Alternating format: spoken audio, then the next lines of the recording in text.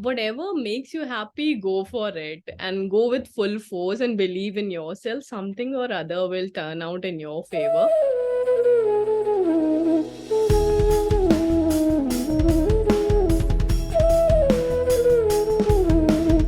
Hello, everyone, and welcome to the PhD talk show hosted by Biopatrika.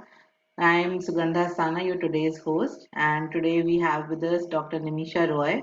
She was working as a communicating coordinator from InStem and has recently finished her PhD. So, congratulations, Dr. Nimisha, first of all, and thank you for joining us today. Thank you so much, Sugandha. Thank you for having me here. This is such a wonderful opportunity. Thank you, thank you. So, can you please tell us about your academic journey? Yes. So I was born and brought up in Prayagraj, Uttar Pradesh, and I did my schooling from YMCA Centenary School and College, Allahabad. And after that, I did my 5 years integrated BTech plus MTech in biomedical engineering from Indian Institute of Information Technology, Allahabad. And after that, I did my PhD from the same college, and that was again in biomedical engineering. I recently finished all my work, and yeah, like you mentioned, I had my first job in InStem, and so yeah, this has by far been my journey. But besides this, I've always been interested in science communication and outreach activities. So yeah, that's all about me. Great. Can you please briefly explain how was the PhD process or the screening process like at your institute? Yes. To be eligible for having this PhD from any engineering college, I guess GATE is mandatory, or you have to give CSIR net. So since in biomedical engineering there is no option in CSIR net, so we give this GATE examination. So and then we have to apply, and there would be a written test followed by interview. If we are qualified in the written test, then they call us for the interview. And generally, it is a two-round interview. So there, a panel sits, which has the internal faculties plus external faculties are there. So they will ask you questions about what your idea of research is, like how suited you are for a lab. So you will be tested on those parameters. And yes, it's not tough, I'll say, but yeah, they just try to gauge how well equipped you are with the basic concepts. So that's the thing. Great, great. And how is life at InSTEM? How was the interview process? How's the work life with you? Yes. So I feel myself really fortunate, to be a part of InStem, because it's such a reputed institute and India's first stem cell research institute. So I consider myself very lucky to have been a part of InStem. So they had this vacancy online, and I applied, and so they shortlisted, and then they gave us an assignment. Like we had to make a presentation on the COVID activities and efforts done by InStem. So, so they just give you this topic. Rest you have to find on your own. So, in this way, they are testing how far you can go, how deep you can dig to get the information. So, I searched the internet, YouTube, newspaper articles, and the website of InStem is in itself very informative. So, I did the searching, and since this was a science communication and outreach role, so I tried to add an element of fun and interactiveness in the PPT. So I used a lot of cartoons and illustrations in the PPT. So this was our first assignment. So besides the information that I could gather, I used illustration and all, because illustrations and comics, cartoons, these are a very crucial part of science communication when you're trying to communicate with the general audience. So that was there. So this was something which was liked in the first round of interviews. So I got shortlisted on this. Then there is a interview where the panels, 5 to 6 members were there. It was more about your personalities, what your traits are, and how well you can handle things as an individual plus as in a team. So that was there. And after I qualified that round, there was a final round with the dean of the academics and the director of InStem and the faculty who's the coordinator of communications. So these three people took the final round of interview, and they had no technical questions were asked, but yeah, they wanted to know how well informed I was of the vision of InStem, the objectives, and why science communication is important for InStem. So these were the questions. So for preparing for this, I did all the reading of the annual reports of InStem and the mandate of InStem. So yeah, it was all about InStem's vision. So this was a 3 round process. And yes, because all the people, all the investigators at InStem, they are really, you'll say, expert in their own field, and they have done things beyond their lab. So yeah, it was making me a bit nervous to answer their question. But yeah, they made us comfortable also during the interview. It sounds like a rigorous process, but I think you were able to manage beautifully in that. Yes. I tried my best, yeah. Yeah, no, no, I can understand. So how was the shift from your academic life to an industrial life? Yes. So while I was doing PhD, there is like my personal traits. They are very different from that of a researcher. A conventional researcher, he'll sit in the lab, do the research work alone for hours and hours. But I cannot sit continuously for more than an hour, and I need people to talk to. I need to discuss ideas, and I'm very talkative person. I can talk to kids, I can talk to grandparents, everyone. So like being alone and isolated is very overwhelming, and it makes me anxious at times. So I was 2 years of PhD passed, and after 2 years only we do the serious research in PhD, because before that we are reading, doing literature survey. So that's the thing. So I realized that things were making me feel overwhelmed.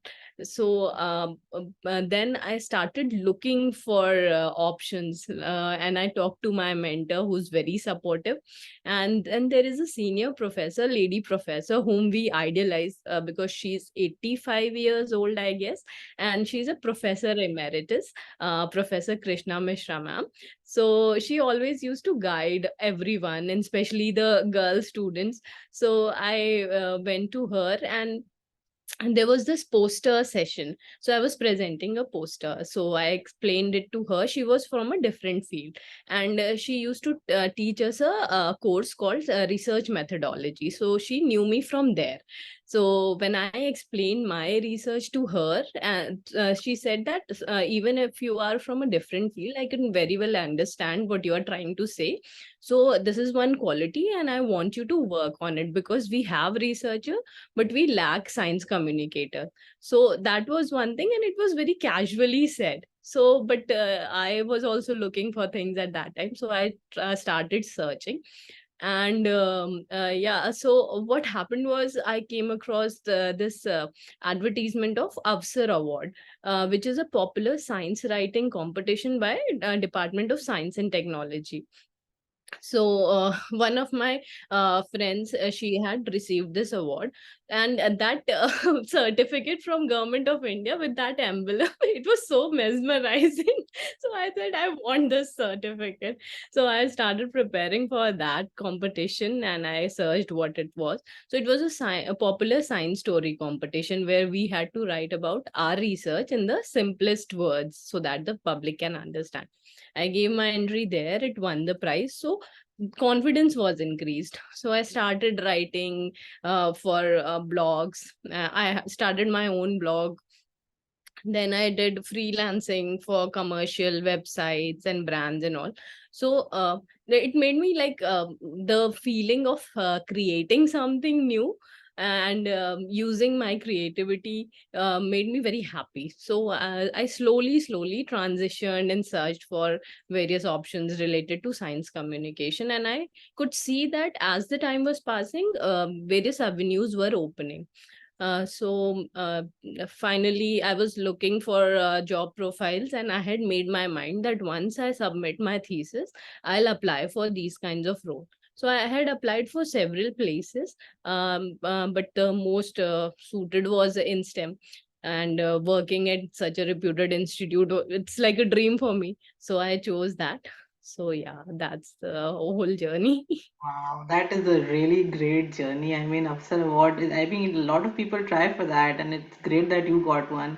Yeah, I'll also like to say that I've been lucky that I got a good mentorship from time to time. Like my professor, my supervisor, PhD supervisor also, he never said that if you are in PhD, you stay here, you have to do it, or this phase will pass.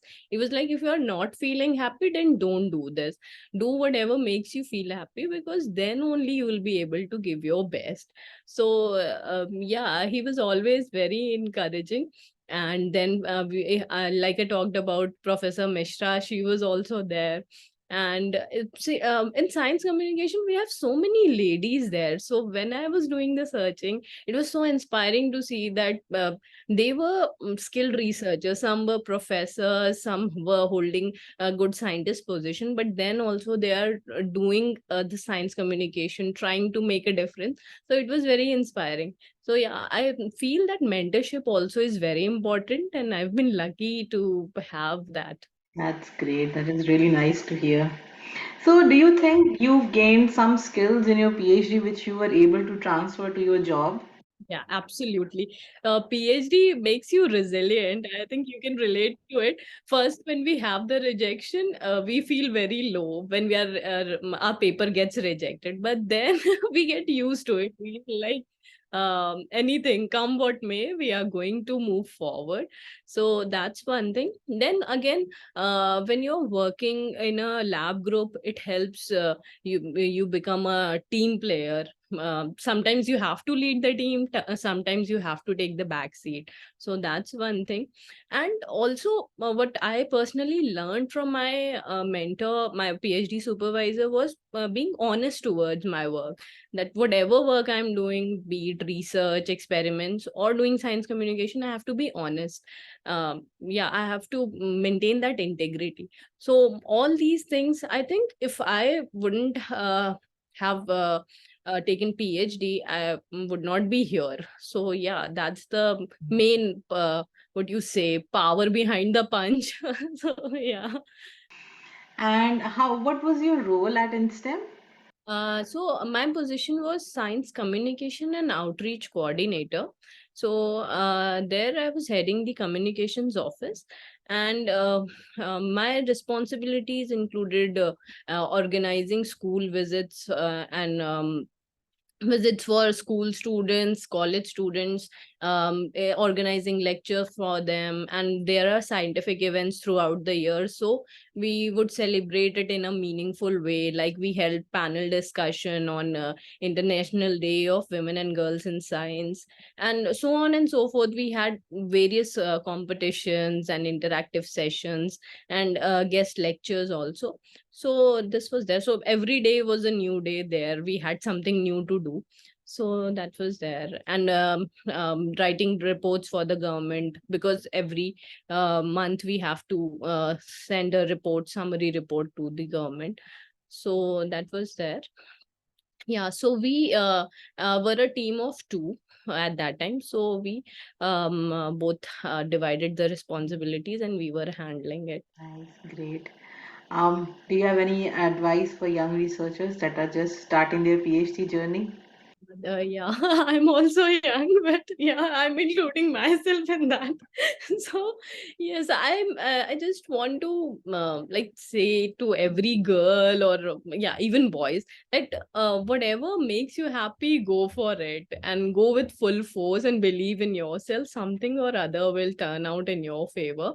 And there are phases when we feel like giving up. we feel that it won't happen. But yeah, we have to take it lightly. This is something that we often discuss, that when we are doing a PhD course, there should be a course on meditation and how should to handle stress.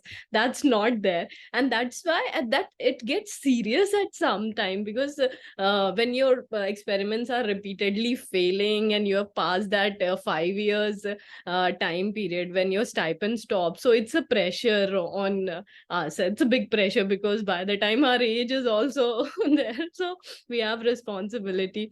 So yeah, that is something that we need to take things a bit lightly. And yeah, we need to make sure that we are happy whatever the phase is. So yeah, when we are happy and calm from inside, we'll take the right decision and things will work out in our favor. Yeah, that's so true.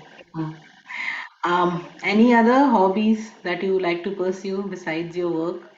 Yeah, I like to travel a lot. Every weekend, I try to travel and interact with as many people as possible, because India is so beautiful and so diverse. And like every 100 kilometers, you see an entirely different culture, entirely different food. So yeah, that's there. I like to travel, and the other thing is I like to bake. So whenever I get time, I make cakes and cookies. And so yeah. So I think it's very important to have a hobby. So it just rejuvenates us. Okay, thank you, Dr. Nimisha, for talking with us today. It was a really, really enlightening journey into science communication, which I believe is a very important part of our science life. I mean, get information out is just as important as doing the experiments. Yeah, and like it's been discussed and it is being taken very seriously nowadays. Because even if you are not trying to shift to science communication and you are into research, you need to have that skill, how you are going to present your research to the public in the simplest of terms. Because this will help you gain funding also, because the people who fund us are not necessarily from the same background as we are. They may be bureaucrats, they may be politicians, they may be people from any background. So being a researcher also, we need to have this science communication skill to make people realize that our research is impactful, what we are doing has a societal value, or it would help the humanity in the long run. So communicating this aspect is also very important. So I guess science communication does play a very important role. Yes, I agree. I completely agree. Thank you once again for speaking with us. It was really great to speak with you. Thank you so much for having me here.